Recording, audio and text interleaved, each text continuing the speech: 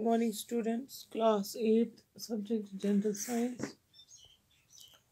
आप लोग अपनी बुक निकालिए, पेज नंबर 54। आज हम 5.4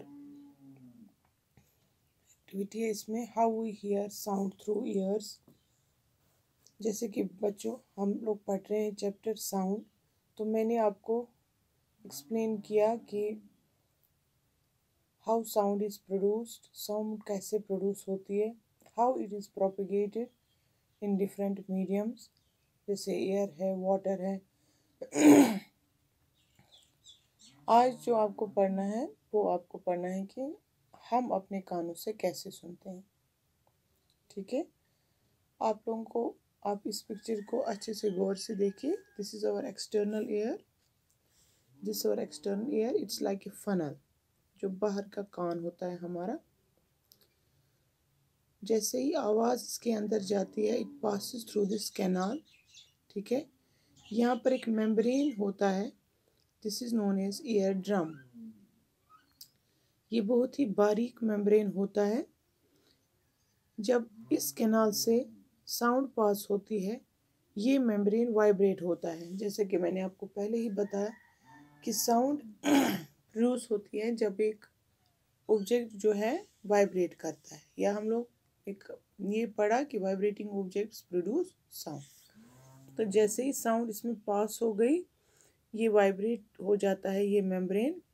उसके बाद ये साउंड जो है ये इंटरनल ईयर में जाती है। ये हमारा इंटरनल ईयर होता है। ठीक है, this is our internal ear. और इस इंटरनल ईयर से सिग्नल्स जाती हैं फिर ब्रेन में। किस में जाती है? ब्रेन में। और हम लोग उस आवाज़ को इंटरप्रेट करते हैं, यानी कि हम वो आवाज़ सुनते हैं। ठीक है, यहाँ पर इंटरनल ईयर दिखा के है, this is ear drum, look this is year drum. ये है एक बारीक मेम्ब्रेन जिसको हम ईयर ड्रम कहते हैं। आवाज़ इस मेम्ब्रेन को वाइब्रेट करती है। आवाज़ फिर वाइब्रेट होकर कहाँ जाती है? इंटरनल ईयर में।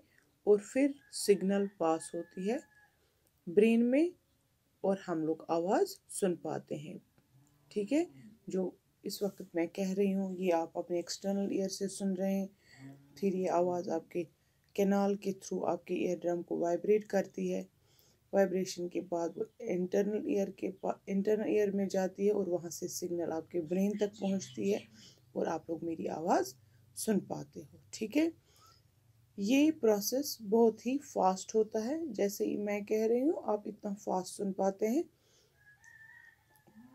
हमारा ईयर जो है ये बहुत ही बारीक नाजुक होता है, इसलिए कभी भी हमें अपने ईयर में पिन चीज़ें, जैसे कोई टूथपिक डालता है, कोई नीडल डालता है, किसी को जब इरिटेशन होती है, कुछ होती है, तो आप लोग अक्सर देखते हैं कि आप लोग पिन्स वगैरह या टूथपिक्स वगैरह ईयर को खुजाने के लिए डालते हो।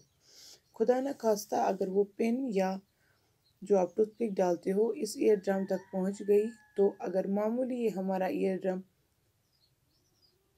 के साथ लग गई, तो इस ईयर ड्रम में नुकसान पहुंच सकता है और आप completely it will impair your hair, आप बहरे हो सकते हैं, आप ईयर जो है वो डैमेज हो सकता है। ठीक है, तो नेवर यूज दोज थिंग्स,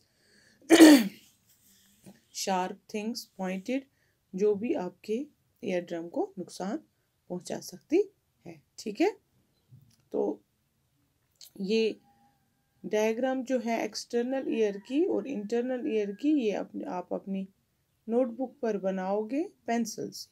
ठीक है, पेंसिल से आप अपनी नोटबुक पर ये डायग्राम बनाओगे ईयर की, ये पहली वाली। ठीक है, जिसमें आप एक्सटर्नल ईयर दिखाओगे, ईयर ड्रम दिखाओगे, ठीक है, इंटरनल ईयर दिखाओगे। ठीक है,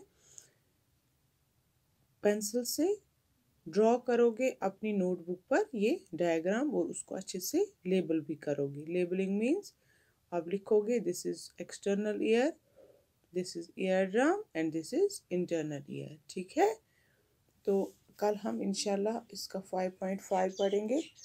एम्पलीट्यूड किसे कहते हैं, टाइम पीरियड और फ्रीक्वेंसी ऑफ वाइब्रेशन क्या होती है। खुदा हाफिज।